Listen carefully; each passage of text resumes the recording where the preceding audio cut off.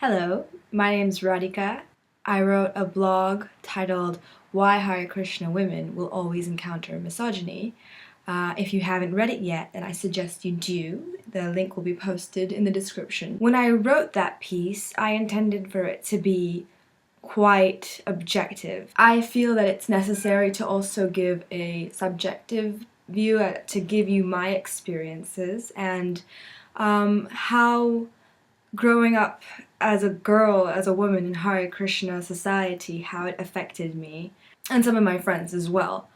As you can imagine, growing up in a misogynistic society has mostly negative effects. You cannot possibly be taught your whole life that just because you're a girl, you're less intelligent than men, you're inferior, you have to be subordinate to them, you have to serve men, your greatest achievement in this material life will be to get married and have babies. If that's what you really want, then fabulous, but if you're a person like me, then you're gonna suffer. It was really weird growing up, and I'd read the books and it'd right there in front of my eyes, in Srila Prabhupada's own words, women are less intelligent, and I'd be there like, that doesn't make any sense. I know plenty of boys, and I know even grown men, who I can beat in an argument. If I, as a young girl, could see that I was more intelligent than even one man, then that didn't make any sense for somebody to make that kind of generalization that women are less intelligent than men. These are supposed to be the words of God, and these are supposed to be the words of the spiritual master, and the spiritual master is a pure devotee of Krishna, and so you can't really question that. If you do, you're committing an offense. If you think that your spiritual master is lying, or if he's morally misguided or just a jerk, then obviously you're committing an offense. So when I was growing up, and when I was a teenager especially, I really struggled with that. It was like, oh, I just don't know what to think, I know that this is a lie. I know that my friends and I are not less intelligent than men. There's evidence of that. And yet, if I argue against it, if I disagree with it, that means that I have to accept that the words of God, the words of my spiritual master, are not truth. And, well, that just crumbles your entire foundation, doesn't it? In addition to that, I struggled with really low self-esteem, because if you believe that, how can you have high self-esteem? I mean, in general, Hare Krishnas are taught to be humble. Pride is a bad thing. You're supposed to surrender your everything, your mind, your body, your soul, your free will, everything. You're supposed to surrender it to Krishna. But in addition to that, you're being taught that you have to surrender yourself to men, not great souls, not pure devotees, not gods. Men, regular human beings. It makes you feel, oh, I must be a second-class citizen. I must be, That feels like crap. I don't care who you are. Being told that you're less or that you're inferior makes you feel like crap. So naturally, even though I didn't agree with it, there was still this doubt that was difficult to cope with, especially as a teenager when you're already so insecure. Later on in life, when I reached my early 20s, it became really evident how bad this was. My self-esteem was just really low. I struggled with depression for most of my young life. I remember being depressed even from the age of 11.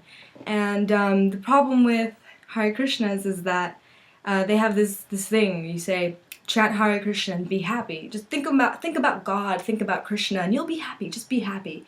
So my entire teenage life, and even my early 20s until now, I struggled with low self-esteem. I struggled with depression. I was sad. I had difficulty making friends. I was always in anxiety. And I would tell people that I trusted, close family members, I'd be like, I'm depressed. And then they would be like, why? Why are you depressed? Just chant Hare Krishna and be happy. The material world, it's messing with your head. You should just forget about all this Maya. And I would just be like, yeah, that's not helpful. They'd be like, okay, obviously I can't talk to you. It wasn't until I stopped being a Hare Krishna and I really tried to take care of myself, that I realized that so much of my depression and my anxiety and my low self-esteem was because of my upbringing. If you're taught that your whole life, you're going to be very insecure in your relationships, for example. I was in some pretty bad relationships, and I kept getting into these bad relationships, and I was thinking, God, what the hell is wrong with me? Why do I keep getting into these bad relationships? Like, I know I'm not stupid. I know that I deserve more, but I keep managing to find myself in with these really crappy guys. And it's not because I'm attracted to macho. Like, I'm not that kind of person.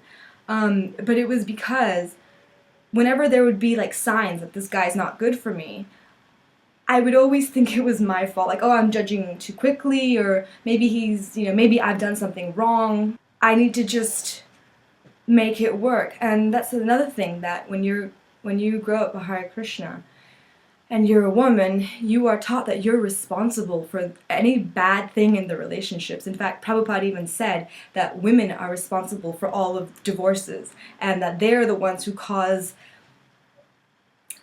unhappiness in marriages. So, that I didn't accept that up here, but subconsciously, it obviously sunk in, because it was evident in my relationships, and it wasn't until I assigned that responsibility to my upbringing, to my ex-religion, that I was like, okay, it's because of this that I am this way. Now I can fix it. Now that I've identified the problem, the source of the problem, now I can actually start having healthy relationships, which is what happened. After I became an atheist, I met my current boyfriend, and it's the most healthy relationship I've ever been in. I'm saying these things because there are lots of women who are in the Hare Krishna world, or who have come out of it but are still struggling with the same things that I've struggled with, and it's really important to get some space. I did that. I went to Mexico, I lived by myself, I completely removed myself from any Hare Krishna community, and I gave myself some space and some time, and it allowed me to think about like what was really going on in my head, in my life, and what was causing my problems. And right now, a lot of the problems that I have are because I still have to undo this conditioning. I was brainwashed, obviously, so I have to work on that. And the good thing is that I know it can be done. I know that I have made amazing improvements within the last 3 years. So that's just going to keep happening, because once I was able to recognize and to identify the sources of my problem, it suddenly everything just became clear. And once you see it, you can't really unsee it. That's why I wrote that article in the first place. I wrote that blog thinking, okay, I need to get it out there. I need some closure. And also, if I can help other people, then awesome. That's great. When I was growing up, the role models that Hare Krishnas provide young girls and women are just horrible. You have Sita and Draupadi, which I mentioned in my article, but you also have Radharani, and Radharani is Krishna's girlfriend, like eternal girlfriend. They have this divine love that everybody aspires to achieve, and everybody admires, and everybody worships and praises. But the thing is, Krishna pretty much abandoned Radharani in the story where he comes to Earth and they have their pastimes here. He literally just dumps her in Vrindavan, and he goes to Mathura, this other place where he becomes a prince, and then eventually he becomes a king, and he's got 16,108 wives, because one is not enough, and she's literally crying for him for the rest of her life. Like, we don't really know what happens to her, but whenever she's mentioned, she's just crying and missing him, and she loves him, and she's so sad. And the thing is, it's not like they describe this as as something that's terrible. No, they praise it, they glorify it. In fact, it is said that love in separation is the most divine type of love because it's very intense. When you love somebody and they go away or they die, they're no longer with you, the intensity of that love, because of the pain, increases. And that's not really healthy. If you are constantly missing somebody and crying for them and you're freaking miserable, that's not healthy. You should seek help. You know, in no part, same with Sita, you know, Sita is constantly following Ram. She gets kidnapped, and then he decides that she's impure because he thinks she's raped, so he's not going to take her back, and then he dumps her in the forest when she's pregnant. What the hell? And at no point is she like, you know what, screw Ram, I'm going to get over him and move on with my life. No, the whole time she's just like, oh, Ram, Ram, Ram, I love you, I miss you. These women are made out to be these wonderful, faithful women. Oh, their loyalty cannot be compared with. You cannot question their love of Ram and Krishna. And these women are freaking miserable. And these are the role models that I was given. You know, and the thing is, it wasn't like I was like, ew, those girls are crazy. No, I was like, oh, I want to be just like Radha, and I want to be just like Sita.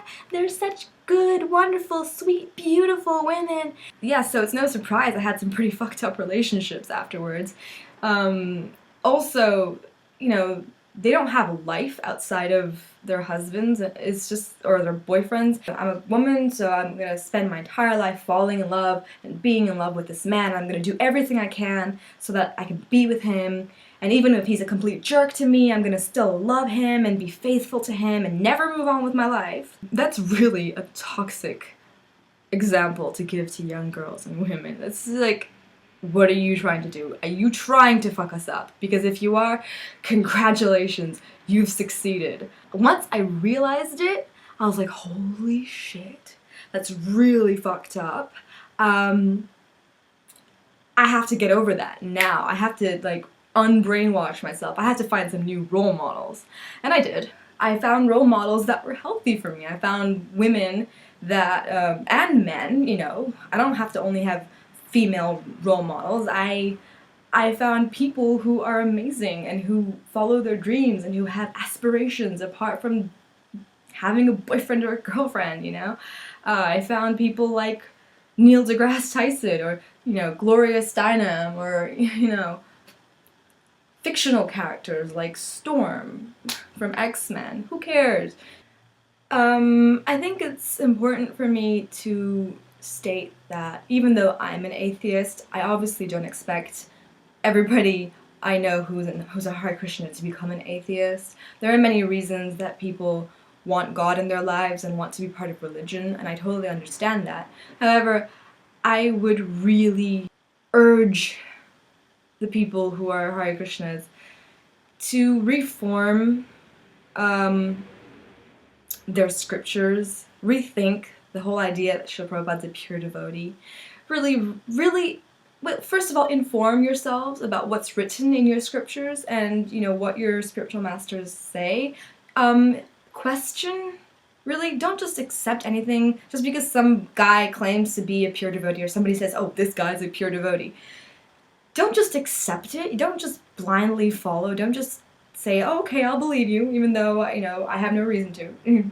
And just be good to other people. Like, don't make up excuses to mistreat them. What? So the scripture says that women are less intelligent? Well, we know that's bullshit. So you probably want to scratch that out and rewrite those scriptures. You can do that because, sorry to break it to you, but they were written by a human being in the first place. So you can fix them. Please fix them. I can't stress this enough, but I really think we need to give boys and girls and men and women the space and the respect and the confidence to speak out when they've been sexually abused or sexually harassed in temples and you know, within the Hare Krishna community or within any religious community. This applies to anything. It's really disgusting. I'm not being objective here, so I'm going to straight up tell you it's fucked up. The way that so many people that I know and I've heard of who have been sexually harassed and just taken advantage of and exploited in temples and in temple communities, and nobody does anything, and you shut them down and you silence them, and by you I mean the Hare Krishna community. You need to stop protecting abusers. You really do. You need to stop protecting them, stop defending them. When a young girl or a boy, because it's happened to boys too, speaks out saying, this happened to me, it's not easy to do that. And you don't have to immediately believe them. For crying out loud, at least call the police, at least do an investigation. Don't just dismiss what they've said. I mean, I know that there's the child protection team, but freaking use it, okay? And those people, I know there are people who there is evidence that they've sexually abused kids and they are walking free, you know? That shouldn't be happening. I can't believe that's happening. You are not possibly a society that's in the 21st century and you're allowing rapists to walk free. What the fuck are you thinking? Stop it. You need to investigate these things. You need to prosecute people who are abusers. You need to get rid of people who have a history of being abusive. You need to get help for the people, for the young people, and well, anybody who has been abused. Really, I don't care who it is. I don't care if it's the fucking temple president. If somebody has been sexually abusing another person, that person needs to go to jail, okay? I don't know how to say that in a more clear way. Just fucking do it. Stop being idiots. And for those of you, I don't know if you're watching, but if you are, who have been abused and you're afraid that if you speak out, you're going to receive retribution, you're going to be shamed, or worse, my advice, the only thing I can really say is get help. You don't have to do this alone. Speak to a therapist. If you can't afford a therapist and but you do have somebody that you trust and you know that you can confide in them, then speak to somebody. It's not your fault. You have no reason to feel ashamed. Nobody should ever take advantage of you. Nobody should ever abuse you. They have no right to do that, and they have no right to make you feel like you're guilty. If you have no one to talk to or you're afraid to speak out, but you want somebody to hear your story, you want someone to talk to, you need help, please contact me. Please contact me. I know way too many people who have suffered so much. And that's not necessary. You don't need to suffer so much. You can recover from this. I personally know people who have gone to therapy, who have worked on themselves, who have sought justice, and they're doing so much better now. You don't have to be alone. You don't have to suffer. You deserve so much better. So, gosh, I don't really know what else I can say after that. If you're a Hare Krishna, or if you're a woman, you have rights, and you have the right to demand those rights, no matter what they tell you. You don't have to submit to men, come on. This is nonsense. Yeah, so I think that's all I really have to say for now. Take care, and I hope things get better. I really do.